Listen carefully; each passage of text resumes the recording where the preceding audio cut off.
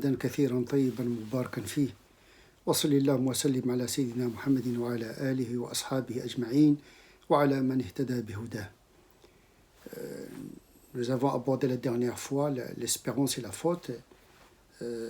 Cette fois, nous allons aborder l'espérance et la bonne action. L'espérance, al-raja ou al-amal al-salih. Comment accompagner les pratiques de piété, l'obéissance, l'adoration, la conformité aux enseignements de Dieu à travers ce qu'il a révélé dans le Coran et à travers la tradition de son prophète. Comment accompagner ces pratiques, cette conformité avec le sentiment et cet état intérieur qu'est l'espérance. Tout d'abord, il faudrait souligner que l'être humain, quelle que soit sa piété, quelle que soit sa rectitude, reste un être imparfait. Et donc l'espérance comble cette imperfection. On peut même dire que l'imperfection est une faute qui se répare par cette prise de conscience de cette imperfection avec l'espérance d'être agréé par le Créateur subhanahu wa ta'ala. Et donc l'espérance, elle est proportionnelle justement à la pratique. Plus on pratique, plus on se rapproche de Dieu, plus on espère d'être accepté et agréé par Dieu. Et à cet égard, l'espérance permet de nourrir également ce sentiment de modestie et d'humilité vis-à-vis de Dieu. Quand on fait une prière, quand on fait un acte charitable, eh bien, il faut l'accompagner par ce sentiment d'espérance, espérer que ce geste est bon, accepté par Dieu. Et donc, il ne suffit pas de faire une bonne œuvre pour être dans la suffisance, ce qui est antinomique à l'esprit même de la pratique, qui nourrit l'humilité et qui nourrit justement l'espérance en Dieu. Ce n'est pas l'acte en tant que tel qui sauve l'être humain, c'est sa foi et son espérance en Dieu. La yadkhulu ahadukum al-jannata bi'amali, la yadkhulu al-jannata ahadukum bi'amali, dit le prophète, personne n'entrera au paradis grâce à ses œuvres, et les compagnons avec étonnement de dire même toi, ô prophète, et le prophète de leur répondre, même moi, sauf si Dieu m'embrasse dans sa miséricorde. Illa an yatarammadani Allahu bi rahmatih.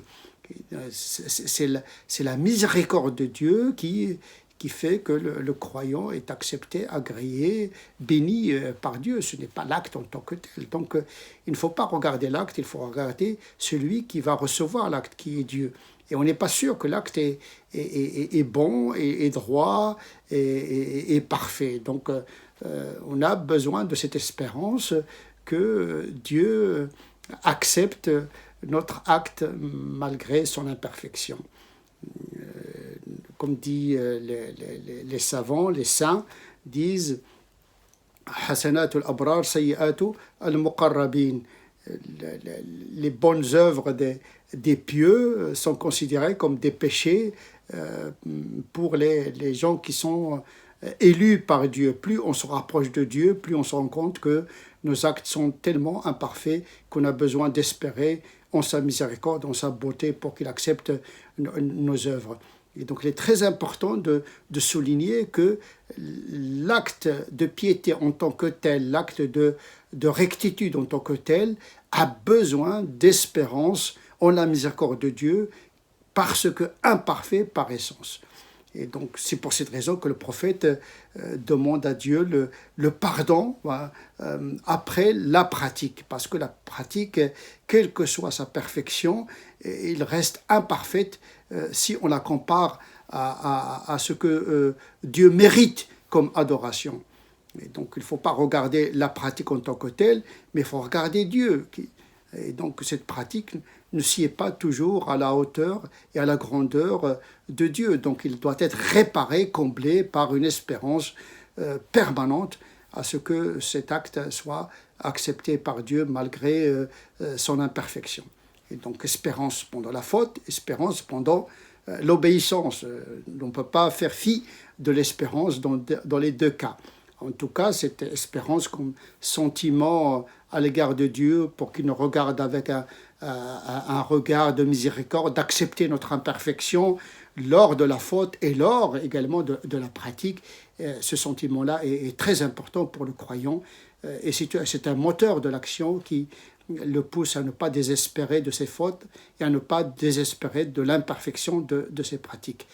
نسأل الله عز وجل أن يجعلنا من الذين يستمعون القول فيتبعون أحسنه أولئك الذين هداهم الله وأولئك هم أولو الألباب سبحان ربك رب العزة عما يصفون وسلام على المرسلين والحمد لله رب العالمين